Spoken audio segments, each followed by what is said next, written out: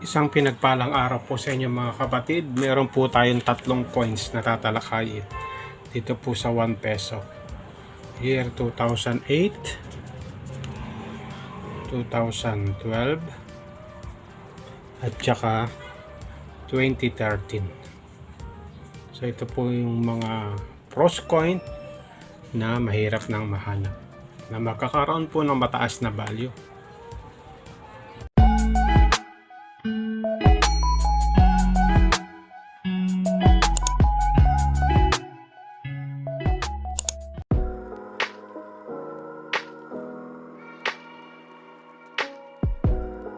Welcome back po mga kapatid sa mga oras po ito. Nagpapasalamat po ako sa patuloy na pagsubaybay sa aking YouTube channel. Sa mga kapatid po natin na patuloy na sumusubaybay, sa mga OFWs, sa mga senior citizens, sa mga silent viewers po natin, at sa mga subscribers. Maraming salamat. Bago po ako mag-umpisa, nagpapasalamat po ako sa biyaya na dumating. Dito po yung YouTube mug na aking nabili.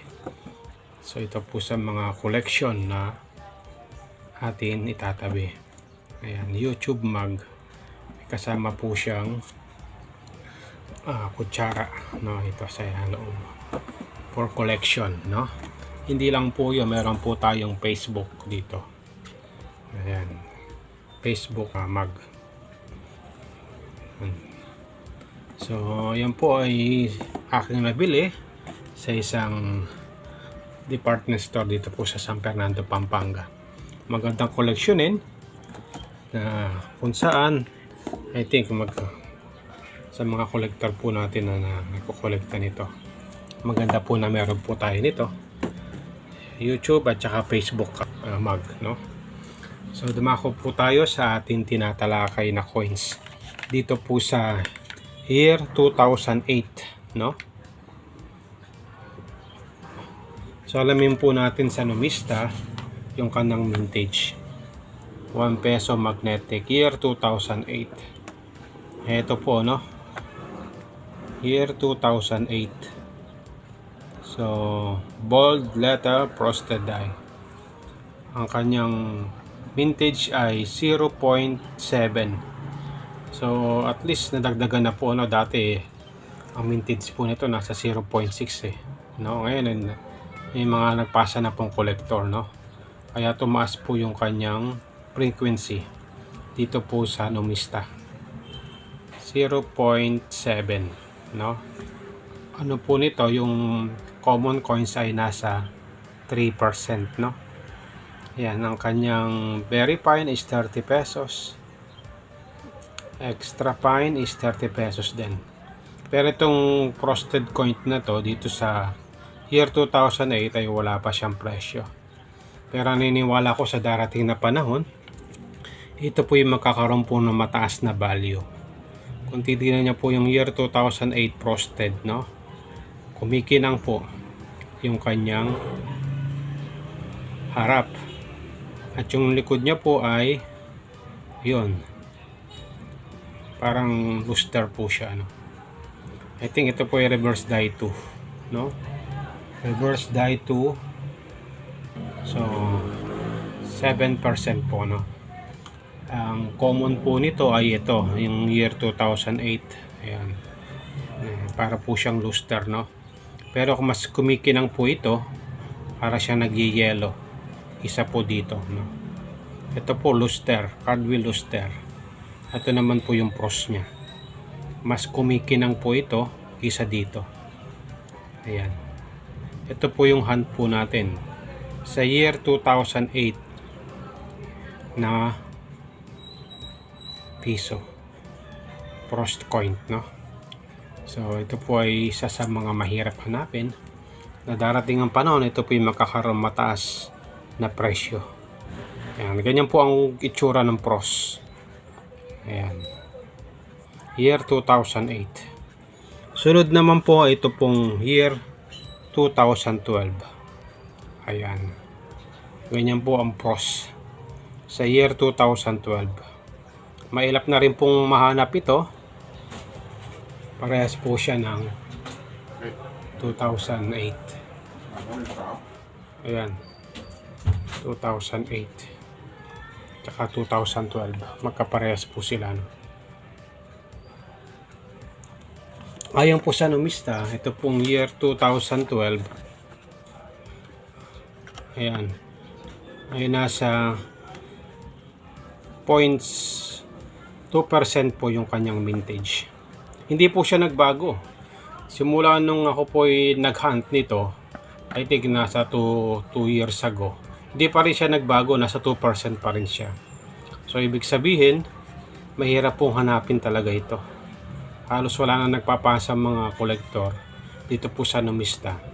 Kaya yung vintage niya po ay nagstay na sa 2%. Ang kanyang very fine ay sa 85 pesos ang value dito po sa numista, no? So nananatili pong 2% itong 2012. Ayan. Ito po ang pros niya. Ayan.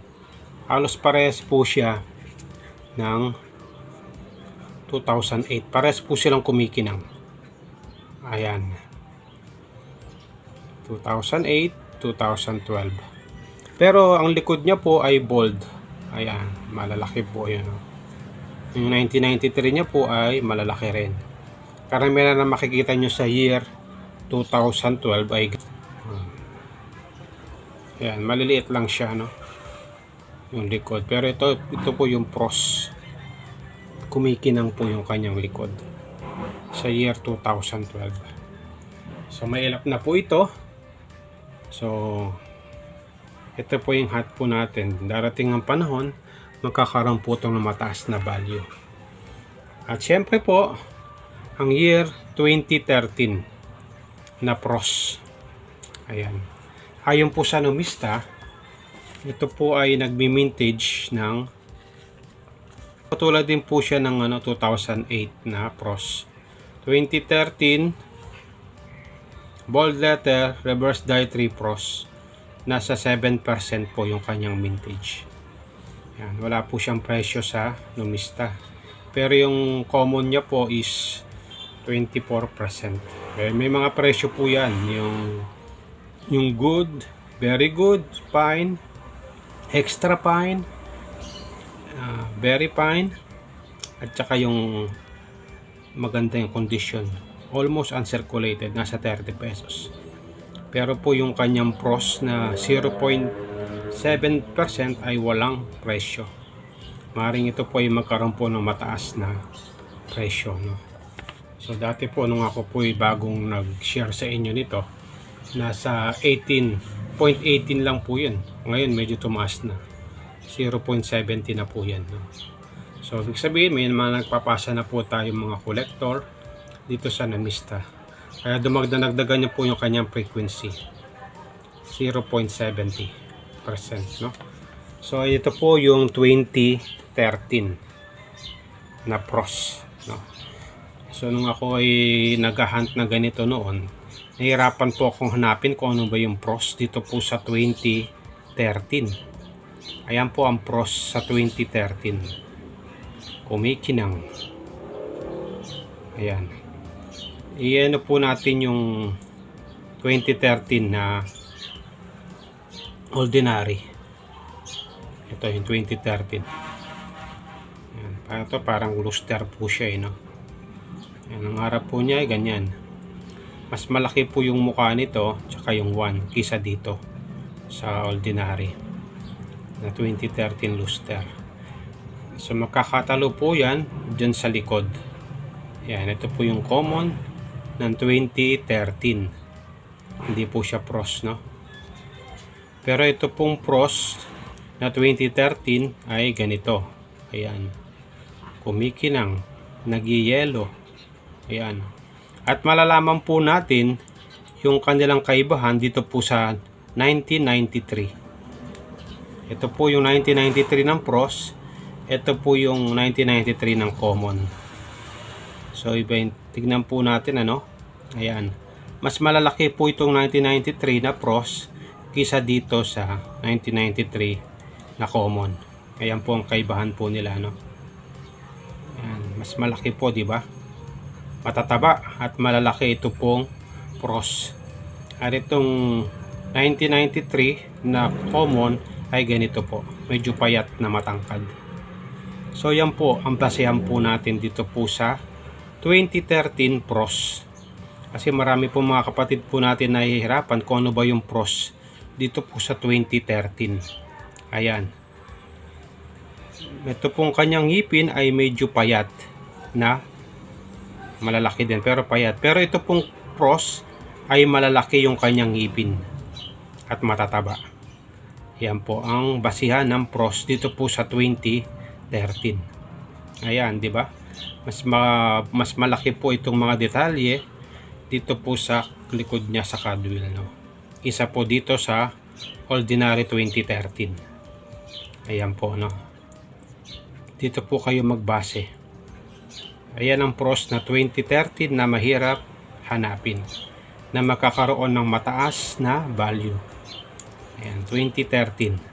Ito po yung common. Ito po yung 0.7 na Pros dito po sa 2013. Ayan. So sa mga baguhan po natin na nahihirapan na hanapin itong Pros, ganito po ang inyong i-hunt. Sa 2013 Pros, ito po yung common. Mas payat po siya. So yan po, no, ang detalye sa 2013 Pros na aking tinalakay. So ito pong tatlong ito, inuulit ko, ay makakaroon po ng mataas na value sa darating na panahon. Kasi po mahirap na po siyang hanapin at saka kokonti lang po yung kanilang mintage sa numista. Ayan. So maraming salamat po sa inyong pagsubaybay sa akin YouTube channel. Kung meron po tayo natutunan, please like and subscribe sa aking YouTube channel. Salamat po sa inyong pagsubaybay at pakikinig. Pagpalain po tayo ng Panginoon.